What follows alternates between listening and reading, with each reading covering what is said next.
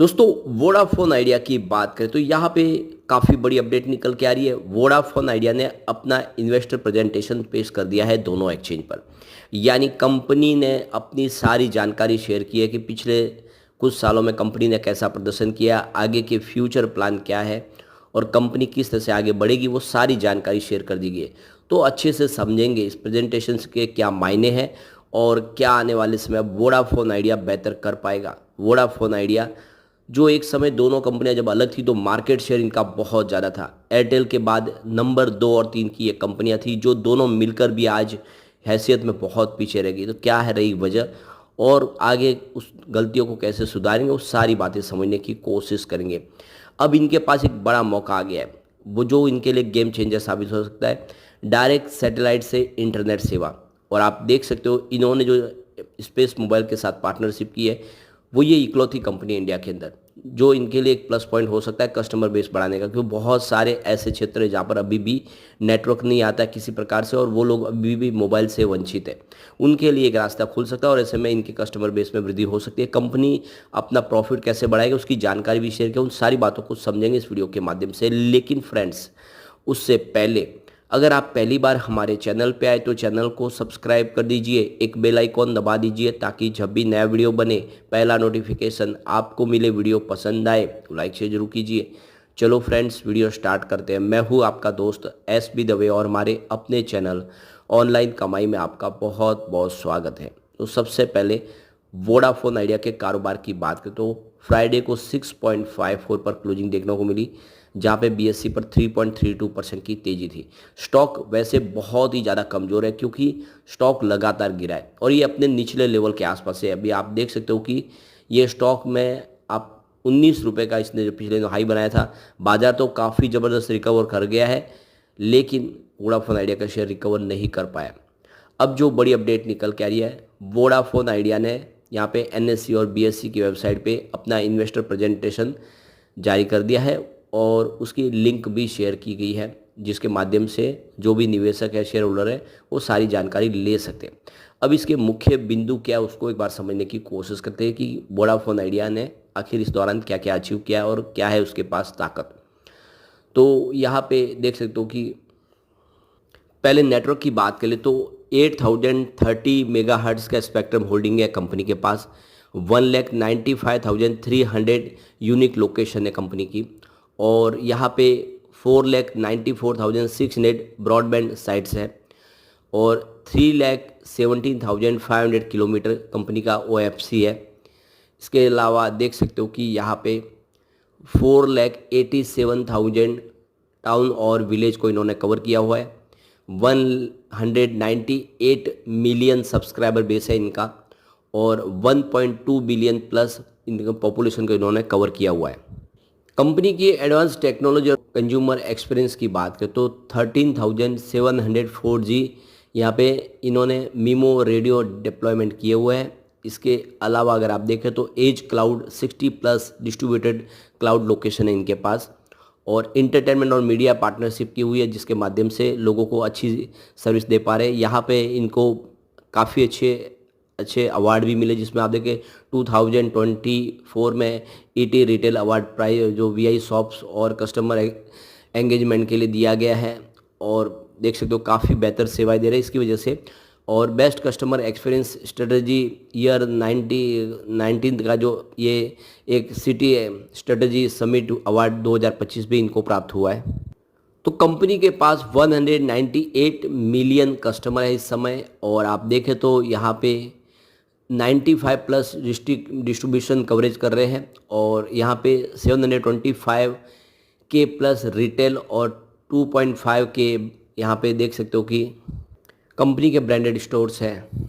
यहाँ पे होल्डिंग की बात करें कितनी प्रमोटर की स्ट्रांग होल्डिंग है और यहाँ पे सरकार का सपोर्ट है, तो देख सकते हो कि आदित्य बिरला ग्रुप की यहाँ पे 9.50% की होल्डिंग है। वोडाफोन ग्रुप की यहाँ पे 16.07% की होल्डिंग है और पब्लिक होल्डिंग यहाँ पे 25.43% है और 49% की होल्डिंग गवर्नमेंट ऑफ इंडिया की है। अब ग्रोथ पोटेंशियल देखें इंडिया का, अगर आप देखें 2024 में इस समय इंडिया अगर आप देखेंगे तो आपको टॉप 5 के अंदर आप जो इंडिया की इकोनॉमी दिखाई देगी, जो 2026 तक टॉप 4 हो जाएगी इंडिया की इकोनॉमी, जो थर्ड, और आने वाले 2028 तक थर्ड लार्जेस्ट इकोनॉमी बन जाएगी इंडिया की। तो इंडिया की ग्रोथ लगातार आपको बढ़ती हुई दिखाई देगी। अब बात करें ARPU की, यानी पर कस्टमर सर्विस के ऊपर जो चार्ज कंपनी को मिलता है वो सबसे कम इंडिया का है। आप देखें US का सबसे ज़्यादा है, 45.3 डॉलर पर मंथ यहाँ पे कंपनी जनरेट करती है ARPU। UK की बात करो 16.8 डॉलर कंपनी कमाती है, और चाइना में 6.4 डॉलर की कमाई होती है पर मंथ। ब्राज़ील में 4.9 डॉलर है, जबकि रसिया में 4.9 डॉलर है, जबकि इंडिया में मात्र 2.3 डॉलर पर मंथ कमाई होती है। यानी इंडिया बहुत ही पीछे है। सबसे सस्ता इंटरनेट सेवाएं, ब्रॉडबैंड टेलीकॉम सेवाएं इंडिया के अंदर है, यानी यहाँ पे वृद्धि की संभावना बन सकती है। ये कंपनी का बार बार कहना है, क्योंकि सबसे सस्ती दुनिया में सर्विस टेलीकॉम की कोई दे रहा है तो वो इंडिया दे रहा है, जिससे इन कंपनियों को इतना फ़ायदा नहीं हो पा रहा है। अब यहाँ पे 2017 में 10 ऑपरेटर थे पूरे मार्केट के अंदर। आप देखें उसमें स्थिति क्या थी। इसमें वोडाफोन की 17.9% और आइडिया की देख सकते हो 16.7%। अब ये दोनों को अगर जोड़ दे तो मार्केट में आधी तरफ ये कंपनियां थी, एक तरह से इनका मार्केट शेयर बड़ा था।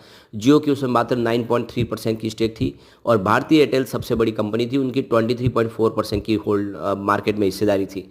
उसके बाद छोटी छोटी और कंपनियां थी, जिसमें आप देख सकते हो कि टेलीनॉर की 4.3% की हिस्सेदारी है, टाटा की 4.2% की हिस्सेदारी है, BSNL और MTNL मिलकर 8.9% की हिस्सेदारी, रिलायंस कम्युनिकेशन की 7.1% की हिस्सेदारी, एयरसेल की 7.8% की होल्डिंग थी, और सिस्टेमा की 0.4% की होल्डिंग। तो ये जो मार्केट के जो 10 खिलाड़ी थे वो सारे आउट हो चुके हैं। इस समय 3 खिलाड़ी बचे, और उसमें भी देखें तो मार्केट शेयर वोडाफोन आइडिया का काफ़ी ज़्यादा कम हुआ है। अब कंपनी की स्ट्रेटजी है कि आने वाले समय में अपनी सर्विस को और तेज़ी से बढ़ाएंगे। 17 सर्कल का जो इनका जो अभी एक फोकस रखा है, उस पर प्रायोरिटी से अपनी 4G सर्विस को बढ़ा के 5G को रोल आउट करना है, और जहाँ पे अभी तक सर्विस ने उसको तेज़ी से बढ़ाना है, हर जगह पे 5G सर्विस लाना है। तो बिल्कुल रास्ता क्लियर है, आने वाले समय तेज़ी से अपने बिजनेस बढ़ाएंगे, क्योंकि 5G नहीं होने की वजह से ही लगातार इनका कस्टमर बेस कम हुआ है, और ARPU में वृद्धि करनी है, कमाई बढ़ानी है कंपनी की। तो एक डिजिटल सर्विस देनी है, सबसे शानदार यूनिक सर्विस देनी है, तो ये अभी कंपनी की रणनीति चल रही है। तो कंपनी लेटेस्ट टेक्नोलॉजी के दम पे आगे निकलने की तैयारी कर चुकी है।